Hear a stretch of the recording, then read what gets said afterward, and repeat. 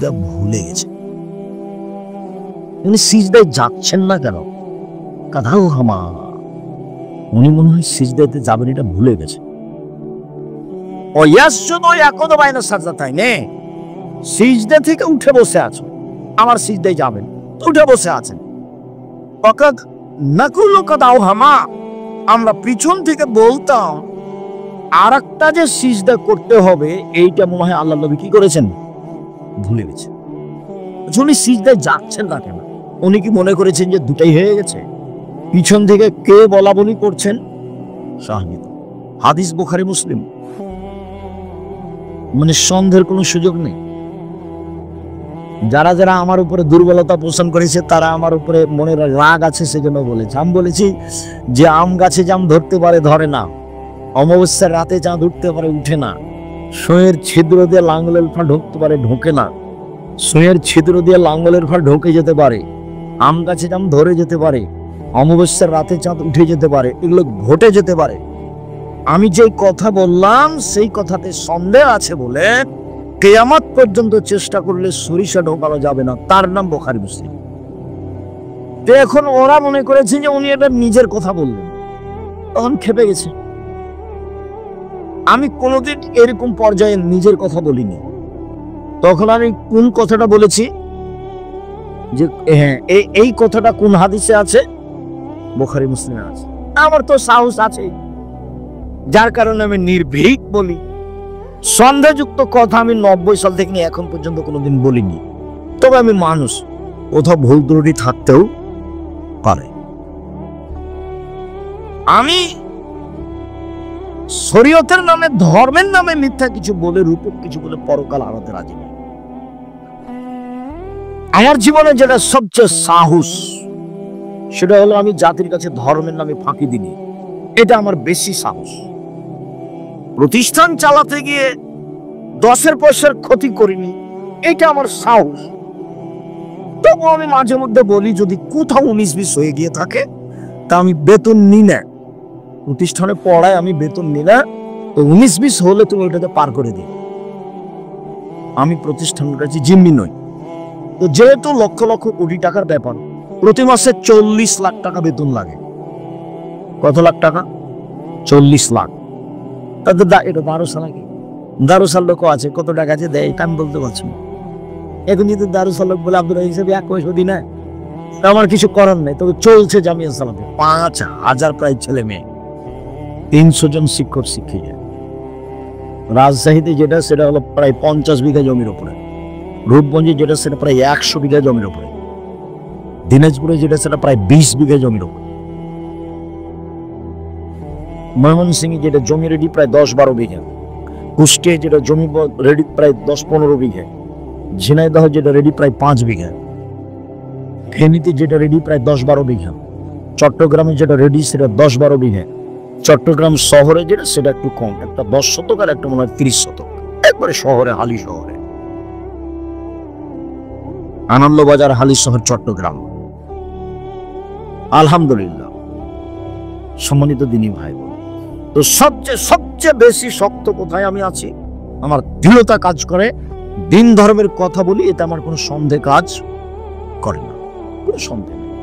সম্মানিত দিনী ভাই বোন, আয়েশা রাদিয়াল্লাহু তাআলা আনহা বলেন, কানা নবী সাল্লাল্লাহু আলাইহি ওয়াসাল্লাম ইকসিরু ফির রুকুই ওয়াস সুজুদে সুবহানাল্লাহি ওয়া বিহামদিহি সুবহানাকা আল্লাহুম্মা রাব্বানা ওয়া বিহামদিকা আল্লাহুম্মা ইগফিরলি। আল্লাহর নবী রুকু এবং সিজদায় বেশি বেশি বলতেন, সুবহানাকা আল্লাহুম্মা রাব্বানা ওয়া বিহামদিকা আল্লাহুম্মা ইগফিরলি। হে আল্লাহ, তোমার প্রশংসা সহকারে তোমার পবিত্রতা বর্ণনা করছে, আমাকে ক্ষমা করো। মুখস্থ না থাকলে মুখস্থ করে নিতে হবে।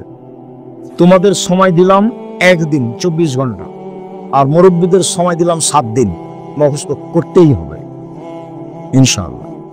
সব বই পাবেন, মহতারাম আমিরে জামাত ডক্টর আসাদুল্লাহ গালেবের বইয়ে পাবেন। আমরা যে ভাঙাচোরা ছেঁচড়া মেচড়া বই লিখেছি, রাসূল সাল্লাল্লাহু আলাইহি ওয়াসাল্লামের সালাত বনাম প্রচলিত সালাত, এত আছে আলহামদুলিল্লাহ। আমি মানুষ হিসেবে চেষ্টা করেছি নিজের কোনো কথা এখানে না পেশ করা, গোটা বইয়ের শুরু থেকে শেষ পর্যন্ত।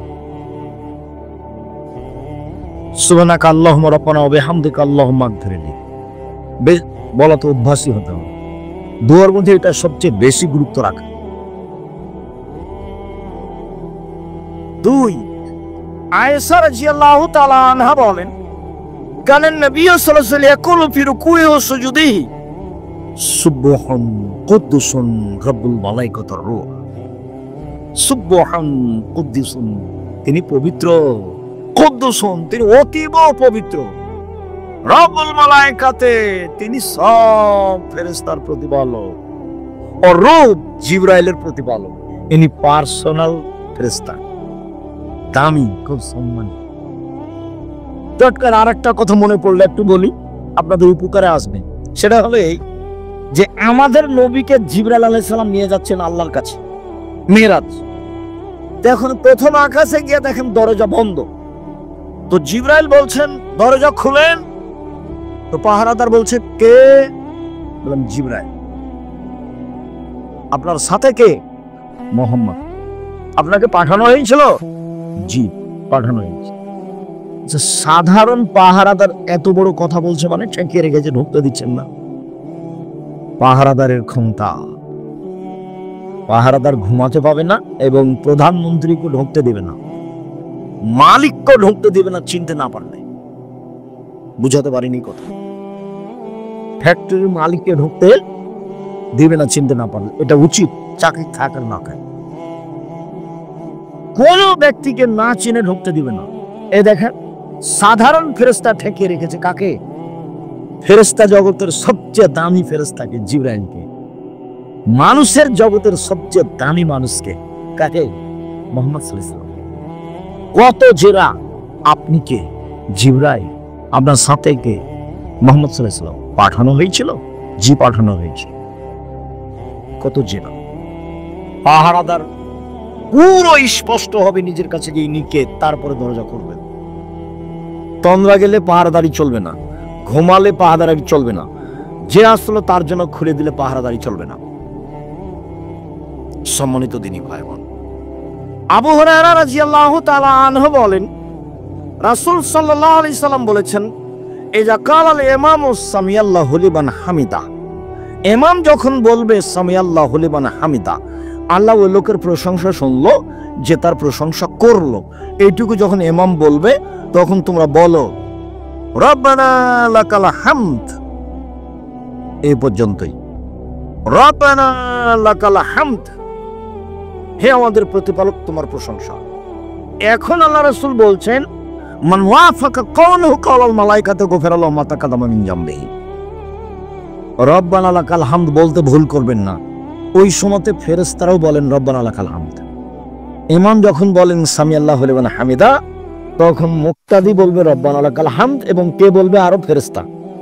ফেরেশতাও বলেন রব্বানা লাকাল হামদ। তো আপনার এই দোয়া আর ফেরেশতার দোয়া যদি একসাথে মিলে যায়, তাহলে আপনার অতীতের সব পাপ ক্ষমা হয়ে গেছে। বুখারী মুসলিম। মিস করবেন না, রব্বানা লাকাল হামদ। তারপরে এসে আমরা যে বলি হামদান কাসিরান তাইয়িবান মুবারাকান ফি, সেটুকু কি?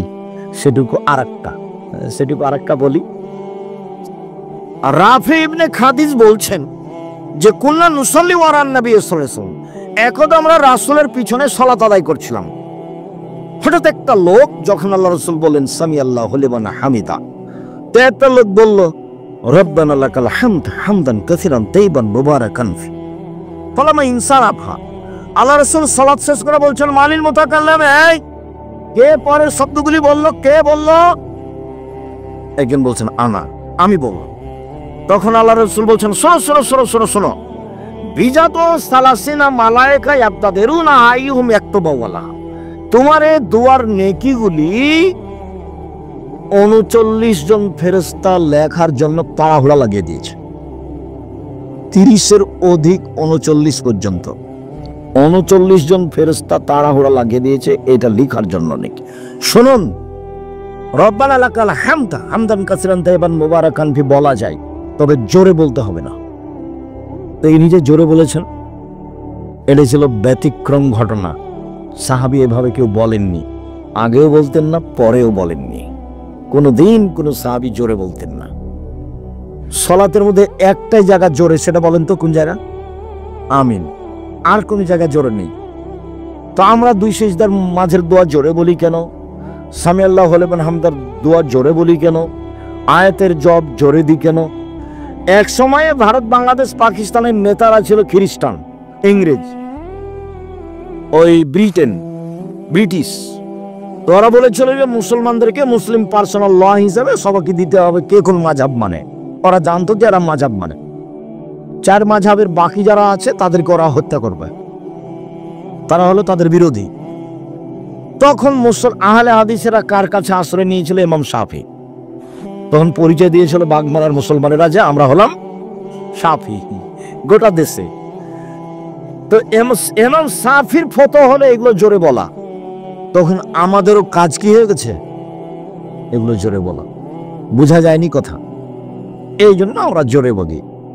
তাছাড়া এগুলো জোরে বলার প্রমাণ নেই। সম্মানিত দিনী ভাই বোন, রাসূল সাল্লাল্লাহু আলাইহি সাল্লাম রুকু থেকে উঠে বললেন সামি আল্লাহু লিমান হামিদা, মিলাস সামাওয়াতি মিলাল আরজ, আকাশ পরিমাণ প্রশংসা, জমিন পরিমাণ প্রশংসা, ও মিলামা শাইতা মিন শাইইন বাদ, এরপরে তুমি যা চাও সে তোমার প্রশংসা। অন্য এক বর্ণনায় এসেছে রাসূল সাল্লাল্লাহু আলাইহি সাল্লাম বললেন মিলাস সামাওয়াতি মিলাল আরজ, ও মিলামা বাইনাহুমা মিলামা শাইতা মিন শাইইন বাদ, এরপরে বললেন আহলাস সানায়ে, সত্যই তুমি প্রশংসার যোগ্য।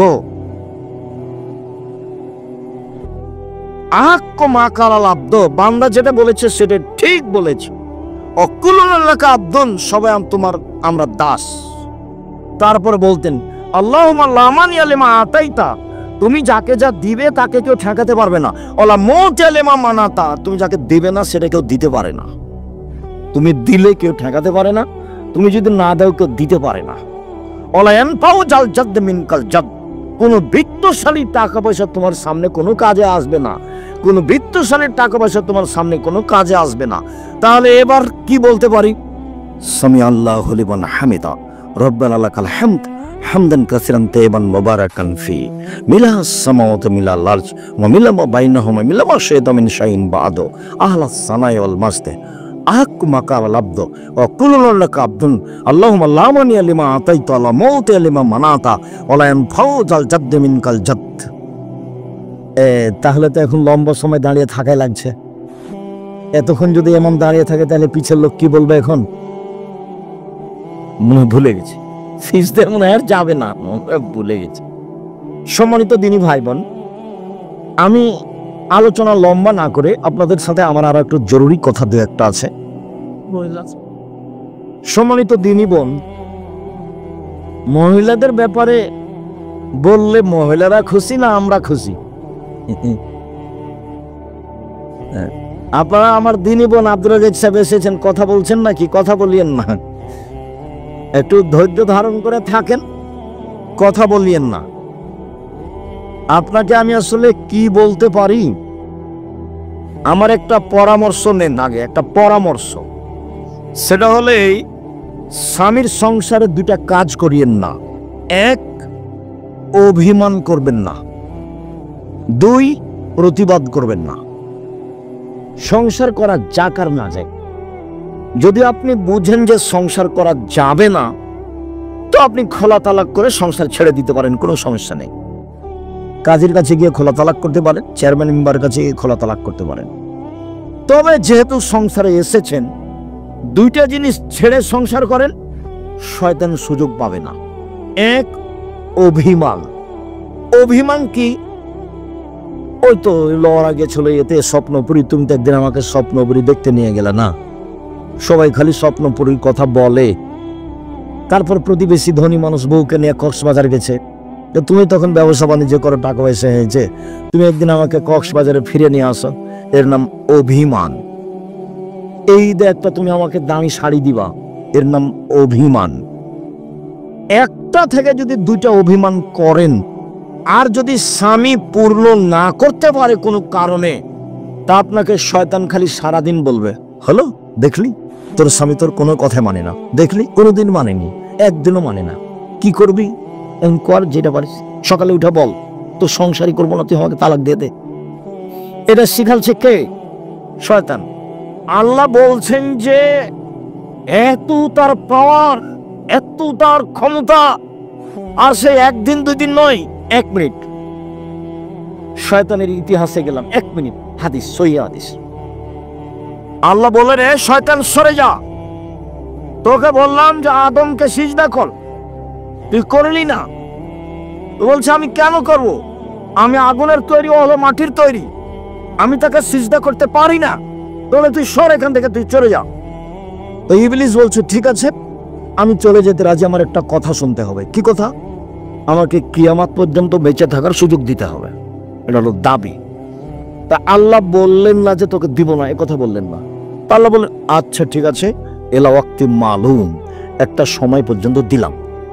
দেওয়ার সময়তে আল্লাহ কিয়ামত পর্যন্ত বললেন না, বললেন যে এলা ওয়াক্তি মালুম, একটা সময় পর্যন্ত দিলাম। যেমন সুযোগ পেয়েছে তেমন বলছে। দেখেন বলার ঢং কেমন, রব্বি, হে আমার প্রতিপালক। কে বলছে বলেন তো? শয়তান। রব্বি, হে আমার প্রতিপালক, ওয়াইজ্জাতেকা, তোমার সম্মানের কসম, লাউবিয়াল ইনসানা মাদামা তারুম ফি আসাদিহিম, আদমের ছেলে মেয়েকে আমি ভুল পথে নিয়ে যাব, পাপ করাবো করাবো করাবো, ওর দেহে যতদিন শ্বাস আছে ও আমি তাকে পাপ করিয়েই ছাড়বো। আমি একা জাহান্নামে যাব, ওকে আমি জাহান্নামে নিয়ে যাব, ও কেমনে জান্নাতে যায় তা দেখে ছেড়ে দেবো। পৃথিবীতে সবচেয়ে রিক্সে আছে কে বলেন তো? ইবলিস, শয়তান।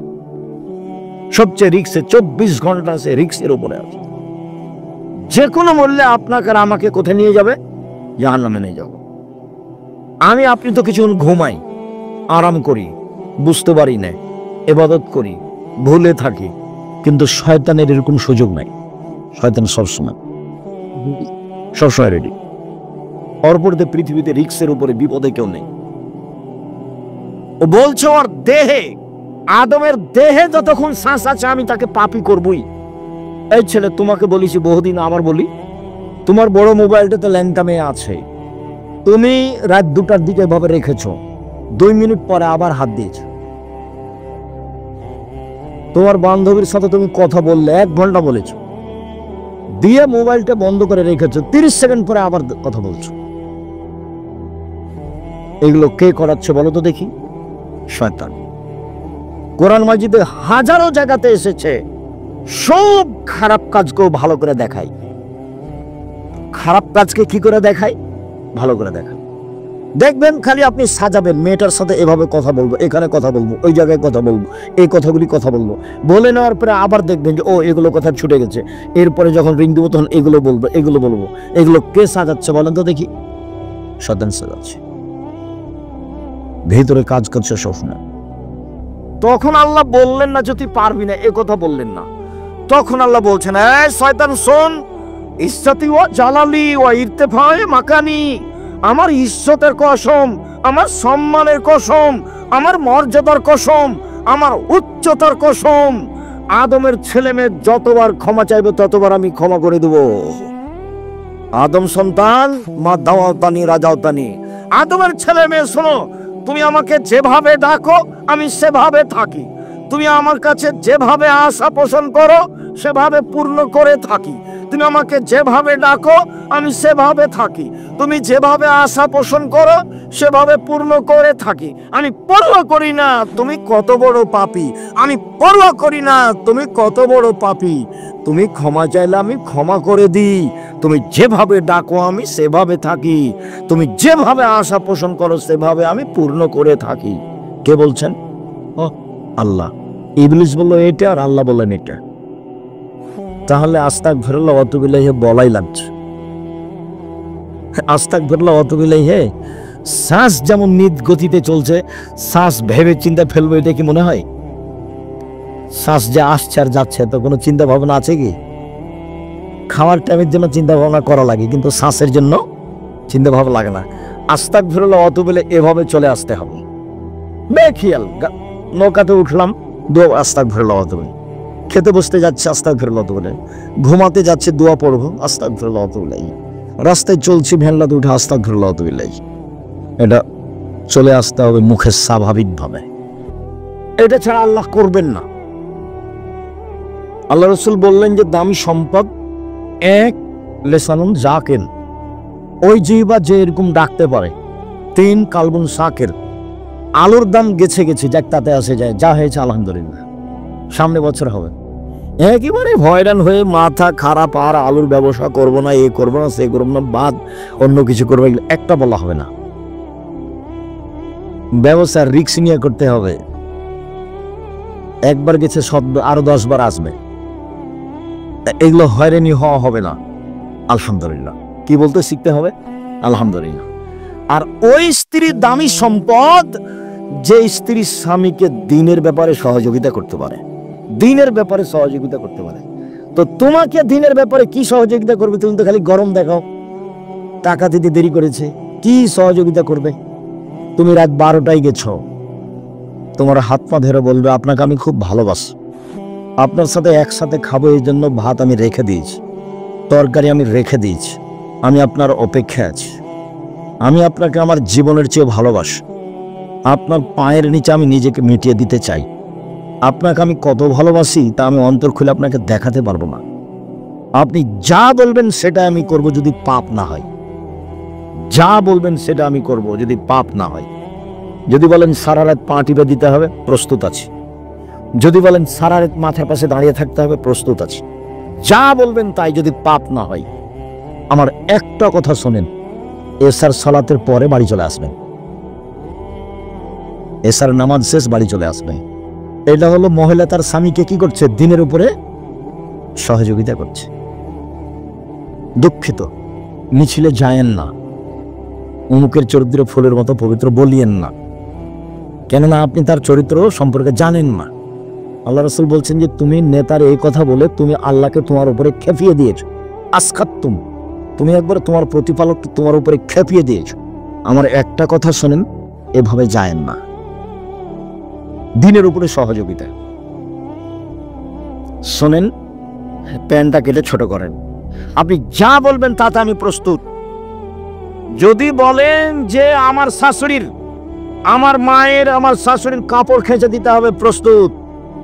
পেশাব পায়খানা পরিষ্কার করে দিতে হবে, প্রস্তুত। রান্না করে দিতে হবে 3 বার আমার শাশুড়িকে, প্রস্তুত। যাহাই বলিবেন তাহাই করিব। আমার একটা কথা শোনেন, হারাম উপার্জন করিয়েন না, এই ডেস্টিনি এগুলো করিয়েন না, এনজিওতে যায়েন না। এই ছেলে 1 নম্বর উপার্জনের পথ কি? সহজ, দিন মজুরি। 2 চাকরি যেন হালাল হয়। 3 জমি চাষ। 4 ব্যবসা। তো ব্যবসাকে তুমি ছোট করে দেখিও না। ব্যবসা চকলেট থেকে শুরু। আমি কিন্তু চকলেটের ব্যবসা করতে বলিনি।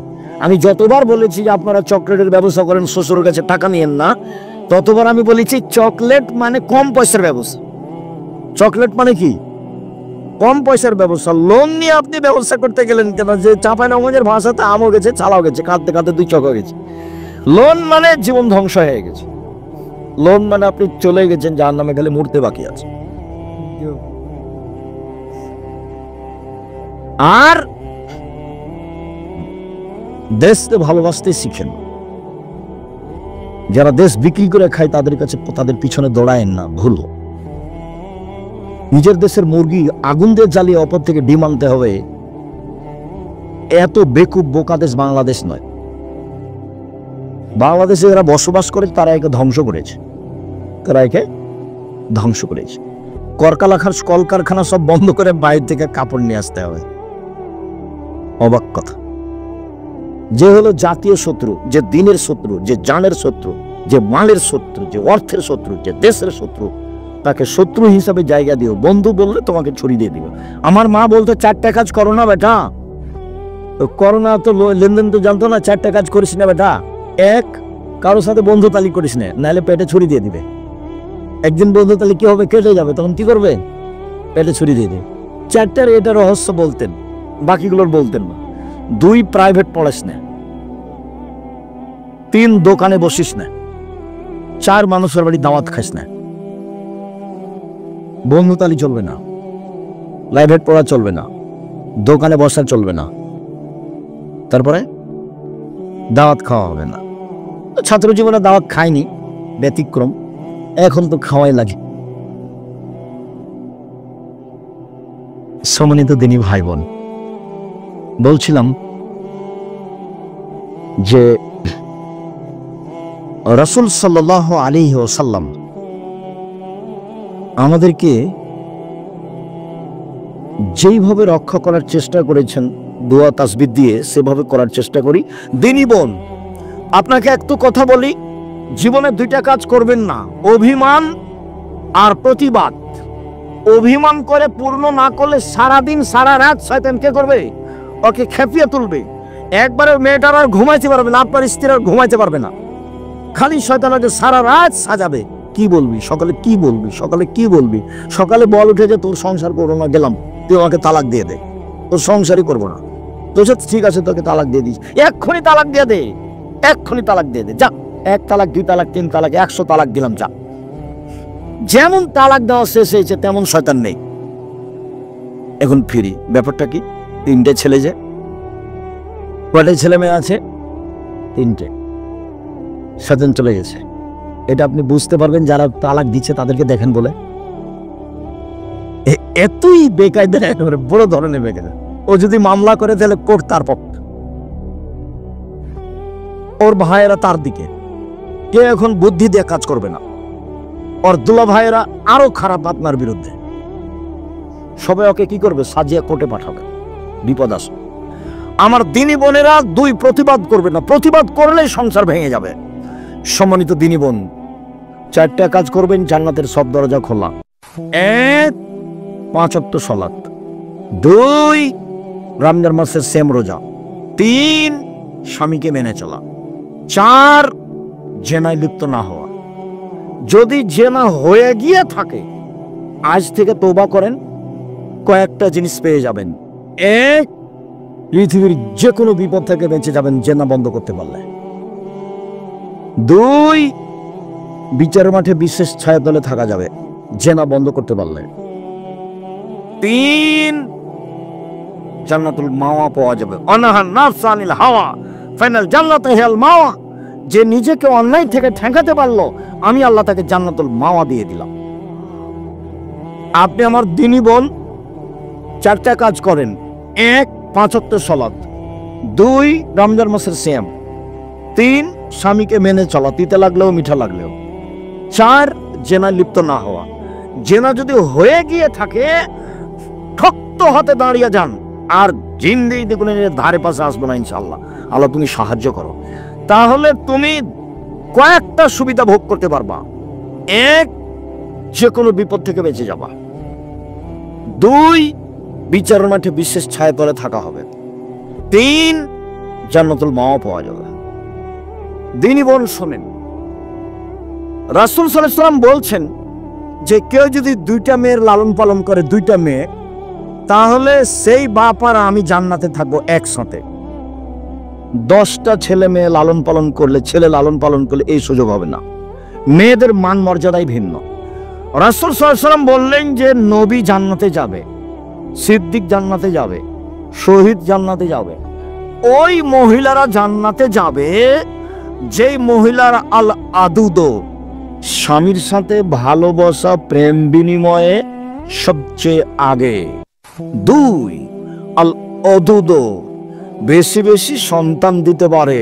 3, স্বামী কোনো কারণে রাগ করলে হাত ধরে বলে, যতক্ষণ পর্যন্ত আপনি খুশি না হবেন ততক্ষণ পর্যন্ত আমি কোনো কিছু খাবো না। সম্মানিত দিনী বোন, কিছু করার নেই, আল্লাহ রাসূল এইভাবেই বলেছে। আপনি মহিলা মানুষ হিসেবে আল্লাহ রাসূল এইভাবে বলেছেন। আপনার মান মর্যাদা আল্লাহ রাসূল এইভাবে উল্লেখ করেছেন। শোনেন, 4টা কাজ করলে জান্নাতের সব দরজা খোলা, এরকম কোনো সুযোগ পুরুষের নেই। সিরিয়ালে আপনি আছেন জান্নাতি। 1, নবী। 2, শহীদ। 3, সিদ্দিক। 4, মহিলা। তা আমরা পড়লাম এর মধ্যে। শহীদ যে কে তাই তো বুঝতেই পারি না। দেখি অনেক শহীদ, শহীদ যে কে